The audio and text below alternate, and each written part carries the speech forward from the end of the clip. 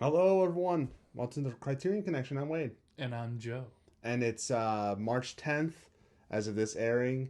That means it's 310. So we thought the stupid idea of doing 310 to Yuma from 1957, 1957 version, not the 2000 version. Um, 2007 by James Mangold. okay, that's fair. This one's by Delmer Daves or Davies. This is probably Mm-hmm. Daves. Um, it's a western. Yep. We haven't done many westerns. I don't think we do many westerns in general. No, not a lot of westerns on the Criterion collection itself. Yeah. Um, So but this one is an adaptation of a short story by Elmore Leonard, one of the early pulp writers of the 50s, and stars Glenn Ford and Van Eflin, I believe. yes.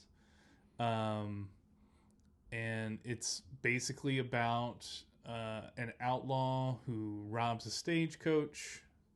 Bad stuff happens, and it's witnessed by a nearby rancher, and the fun ensues. Yes. And it's all about getting this prisoner to jail, To Yuma. to Yuma. And there's a gang there, and it's like, no, no, no, no, no, that's not happening. And that's pretty much the movie. It's basically a lot of, not like cat and mouse, but more of in hiding kind of thing. They're trying to escape. Yeah. To where the prisoner's he's starting to he's kind of messing with what's his name, Dan Evans, just Dan messing Evans. with him. Yep. And that's the movie. It's Well, a classic western from the 50s. I wouldn't say it's a quite the classic western. A lot of the westerns that I It's an American western, yeah. particularly remember is, it deals a lot with frontier, dealing with Native Americans, and this is more it falls in the outlaw one. Yes. Where you're following, a good guy and a bad guy, but in this one it's really interesting for me because they have Glenn Ford, who's a huge star. He's playing the bad guy, and he's super charismatic. Which was very one of the things that was very kind of polarizing for me. Mm-hmm. Is he looks like a good guy. That's kind of how his bone structure, just how he is presented as an actor. A good guy. Yep. Yeah, sometimes the first time I was watching it, I was a little half asleep, so I wasn't couldn't really pay attention. I thought, is he a good guy? So I restarted it with more sleep under my belt, and that's when I was like, okay.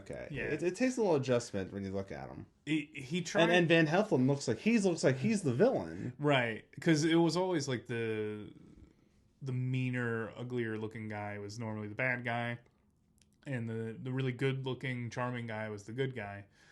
But I do love how Glenn Ford is, in my opinion, him and Van Eflin are easy two of the highlights in the movie. They're the highlights of the movie, yeah. Their interplay, the way they play off of each other. Van Eflin playing Dan Evans, who's this strong moral character who originally he just doesn't want to get involved, and just finds himself trying to be the role model, trying to do the right thing. And then you have Glenn Ford playing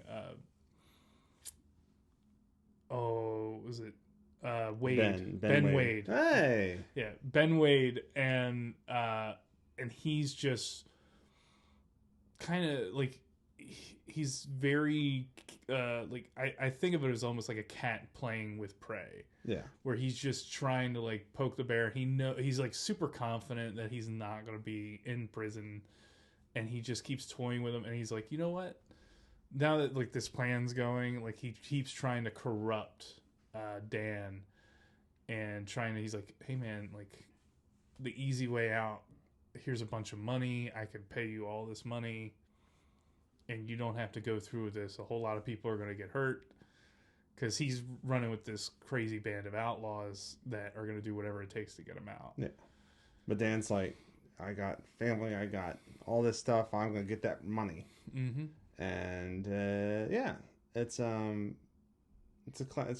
American Western.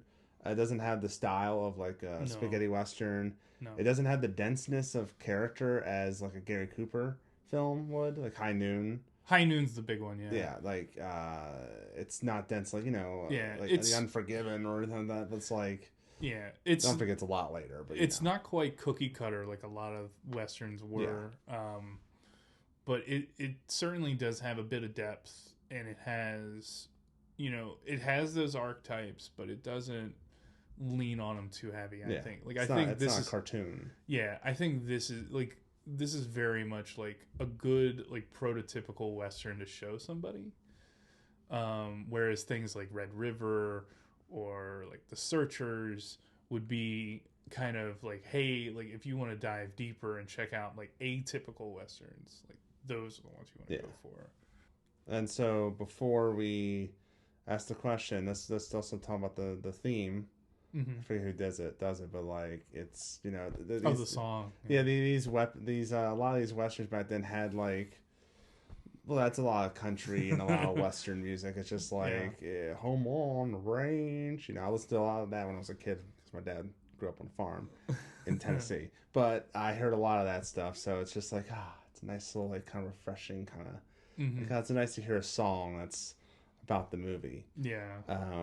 But I had not seen the 2007 movie, so it's the first time I've ever even seen this movie, to be honest. So, but Joe, would you recommend this film to the general audience? I would.